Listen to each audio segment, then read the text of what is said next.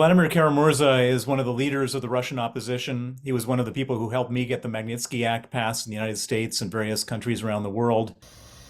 He's not in good health because of the poisoning attempts. He's lost sensation in both of his feet and one of his arms.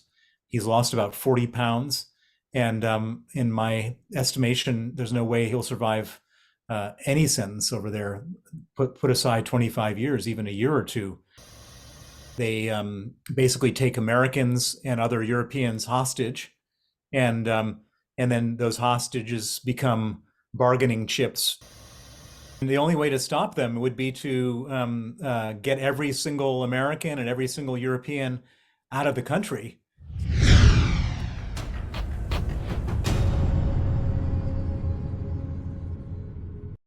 Vladimir Kara-Murza is someone you were talking a little bit ago about. Vladimir Putin seems to be in good health. Vladimir Kara-Murza is not. And having spoken with his wife Evgenia a few weeks back, she mentioned he was not doing well at all. And you've been doing some discussions about his current situation. I think he's going to be sentenced early next week. What are your thoughts about the situation he's in? So Vladimir Kara-Murza is one of the leaders of the Russian opposition. He was one of the people who helped me get the Magnitsky Act passed in the United States and various countries around the world.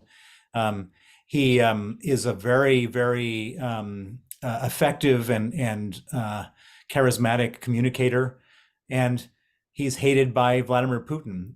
He was the victim of 2 assassination attempts where he was poisoned and nearly died. And he decided, in spite of the grave personal risks of going back to Russia after the war started, that he had to in order to lead the Russian people in opposing Putin's murderous invasion of Ukraine. And he was shortly arrested after he went on CNN and called Putin a murderer and a war criminal. And he's now sitting in prison in Russia. On Monday, he will be sentenced. He faces 25 years in jail for treason, which is more than terrorism, more than murder and rape, more than all sorts of other, real crimes. He's committed no crime, and he's facing 25 years in jail. He'll be the longest serving political prisoner at the moment in Russia. As you mentioned, he's not in good health because of the poisoning attempts. He's lost sensation in both of his feet and one of his arms. He's lost about 40 pounds. And in my estimation, there's no way he'll survive any sentence over there. Put aside 25 years, even a year or two, is effectively a death sentence for him. And so it's a very grave situation. I'm going to be coming to Washington early next week to go to Capitol Hill to advocate for support from the U.S. government to do everything they can to get him released, and to put him in the same category as Evan Gershkovich as a unlawfully detained hostage, which the U.S. has the capacity to do. He's a U.S. resident. His wife, Evgenia, is a U.S. citizen. His 3 children are U.S. citizens, and the U.S. government should put him in that category and use every tool at their disposal to try to get him out. One of the things that the Russian government has been doing in recent years is, and not just recent years, but they've been kidnapping people, Americans particularly in recent years, and they have a strategy for that. What do you see them doing? Basically, the Russians have a lot of criminal activity all over the world. Some of the criminals get caught. They get caught by the Americans and others.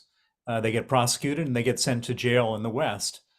And so what Russia does is they basically take Americans and other Europeans hostage, and then those hostages become bargaining chips to get their own people out of jail. It's a very cynical and base operation.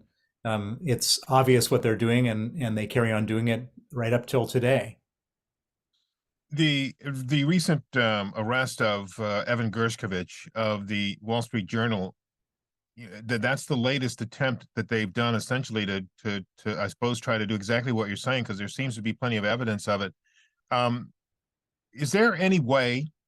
You have been tangling with the Russian government for a while. Is there any way to stop this, to defeat them at this game? Not really. I mean, the only way to stop them would be to get every single American and every single European out of the country. so they can't be taken hostage. As long as there are Americans and Europeans that are ready to put their freedom and their life at risk, there's fresh meat for the Russians to grab. That's how they view it. And the more highly connected and important the American or European person is, the better value hostage they are for trading. Yeah. As I mentioned, you've been tangling with the Russian government for a while, and they've been after you. They've tried on a number of occasions to arrest you illegally, I might add. And you've written a couple of books about it, Red Notice and Freezing Order, and I think you've gone into great detail about this. What is your experience with the Russian government taught you that you can share to the rest of the world about dealing with the mindset of Vladimir Putin and the Kremlin group that he works with? Well, what we have to understand is that these are mafia killers.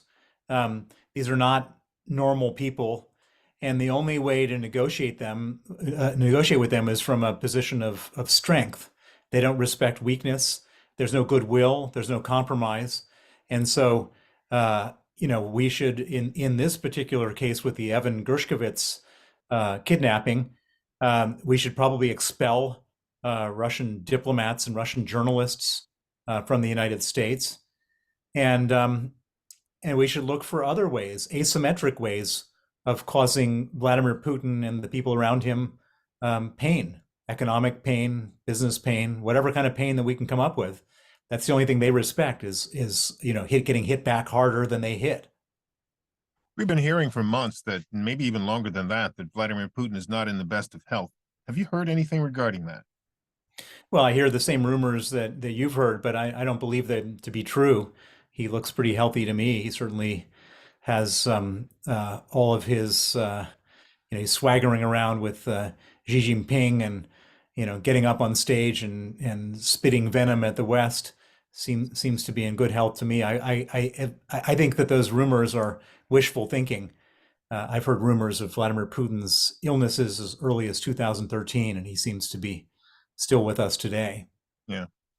Bill, the Pentagon leak that came out this week, I'm sure you've heard quite a bit about it. It is making absolutely major news here because of this young American airman who essentially did this allegedly, but also the impact on perhaps the U.S.'s ability to monitor, track, et cetera, what's going on inside Russia, especially with the Kremlin and the military there.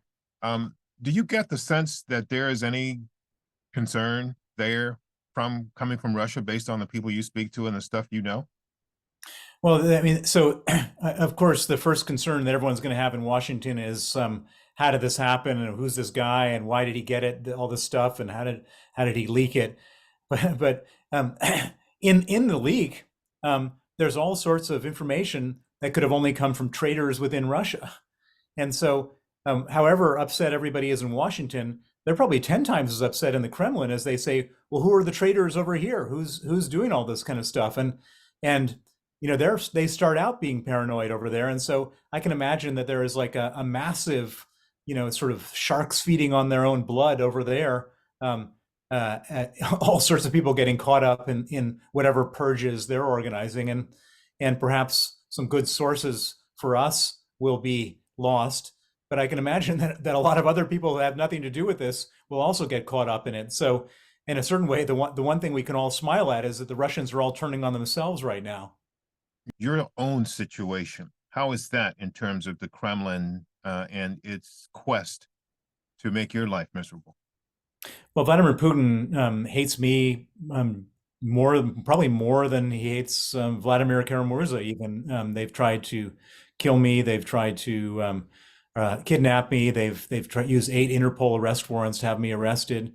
Putin asked Trump personally to hand me over in the Helsinki summit in 2018, and so and now we're in a world where Putin has already been subject to the worst kind of sanctions, and so whatever restraint he might have felt before about doing something terrible, he doesn't feel it now, and so I'm really having to be extremely careful not to get caught up in his web. Now, the difference between me and Vladimir Kara-Murza is that he was ready to go back to Russia There's no way I would go anywhere near Russia. I would go, so I steer clear of that country, and I have to steer clear of most countries that even have good relationships with Russia, so I don't get arrested and sent back there.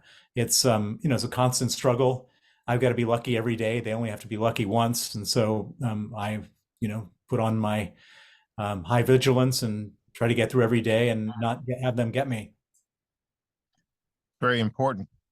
Bill, one more thing I'd like to throw out there. There have been a lot of assassinations in the last few years that, oligarchs or people who run these major companies inside Russia, business people, and, people who are critics of Vladimir Putin's and the Kremlin's, not just him, outside of the country.